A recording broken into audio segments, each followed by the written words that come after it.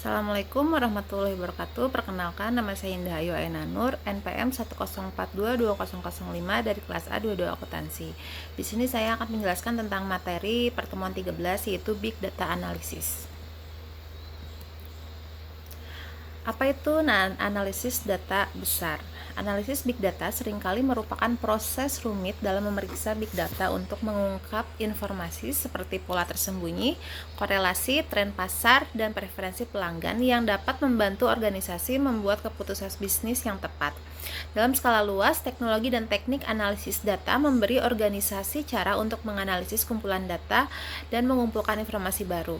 Query Intelligent Business menjawab pertanyaan dasar tentang operasi dari kinerja bisnis. Analisis data besar adalah suatu bentuk analisis tingkat lanjut yang melibatkan aplikasi kompleks dengan elemen seperti model prediktif, algoritma, statistik, dan analisis bagaimana jika yang didukung oleh sistem analisis. Mengapa analisis data besar itu penting? Organisasi dapat menggunakan sistem dan perangkat lunak analisis big data untuk membuat keputusan berdasarkan data yang dapat meningkatkan hasil terkait bisnis mereka. Manfaatnya dapat mencakup pemasaran yang lebih efektif, peluang pendapatan baru, personalisasi pelanggan, dan peningkatan efisiensi operasional. Dengan strategi yang efektif, manfaat tersebut dapat memberikan keunggulan kompetitif dibanding pesaing. Bagaimana cara kerja analisis data besar? Analisis data, ilmuwan data, pemodel prediktif, ahli statistik, dan profesional analitik lainnya mengumpulkan, memproses, membersihkan, dan menganalisis data transaksi terstruktur dalam jumlah yang terus bertambah, serta bentuk data lain yang tidak digunakan oleh BI konvensional dan program analitik. Berikutnya ada jenis analisis data besar. Ada beberapa jenis analisis besar yang masing-masing memiliki penerapannya sendiri dalam perusahaan. Yang pertama ada analisis deskriptif. Ini adalah bentuk analitik yang paling sederhana, di mana data dianalisis untuk penilaian umum dan ringkasan. Misalnya, dalam laporan penjualan, suatu organisasi dapat menganalisis efisiensi pemasaran dari data tersebut. Kemudian yang kedua ada analisis diagnostik. Hal ini mengacu pada analisis yang menentukan penyebab terjadinya masalah. Misalnya, hal ini dapat mencakup pengumpulan dan mempelajari data harga pesaing untuk menentukan kapan penjualan suatu produk turun karena pesaing melemahkannya dengan penurunan harga. Kemudian yang ketiga ada analisis prediktif. Ini mengacu pada analisis yang memprediksi apa yang akan terjadi selanjutnya. Misalnya, hal ini dapat mencakup pemantauan kinerja mesin di pabrik dan membandingkan data tersebut dengan data historis untuk menentukan kapan mesin kemungkinan besar akan rusak atau memerlukan perawatan atau penggantian. Kemudian yang keempat ada analisis perspektif. Bentuk analisis ini mengikuti diagnostik dan prediksi. Setelah masalah teridentifikasi, laporan ini memberikan rekomendasi tentang apa yang dapat dilakukan untuk mengatasinya. Misalnya, hal ini dapat mencakup mengatasi inkonsistensi dalam rantai pasokan yang menyebabkan masalah harga dengan mengidentifikasi pemasok yang kinerjanya tidak dapat diandalkan dan menyarankan penggantinya. Aplikasi analisis data besar seringkali menyertakan data dalam sistem internal dan sumber eksternal, seperti data cuaca atau data demografi konsumen yang dikumpulkan oleh penyedia layanan informasi pihak ketiga.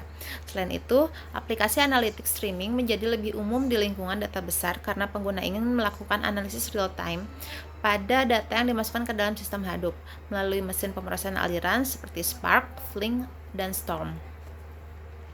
Penggunaan dan contoh analisis data besar. Berikut adalah beberapa contoh bagaimana analisis big data dapat digunakan untuk membantu organisasi.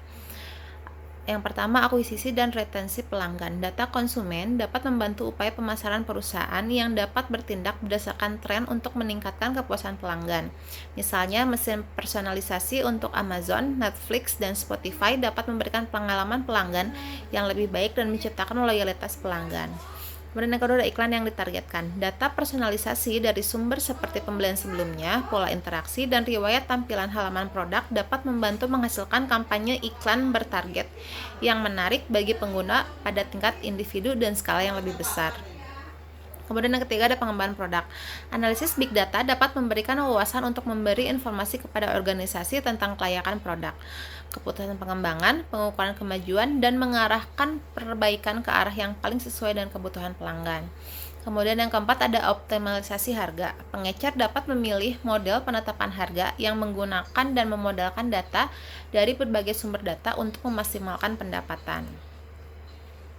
Kemudian ada analisis rantai pasokan dan saluran. Model analitik prediktif dapat membantu pengisian ulang secara preemptif jaringan pemasok bisnis ke bisnis, manajemen inventaris, optimalisasi rute, dan pemberitahuan potensi penundaan pengiriman.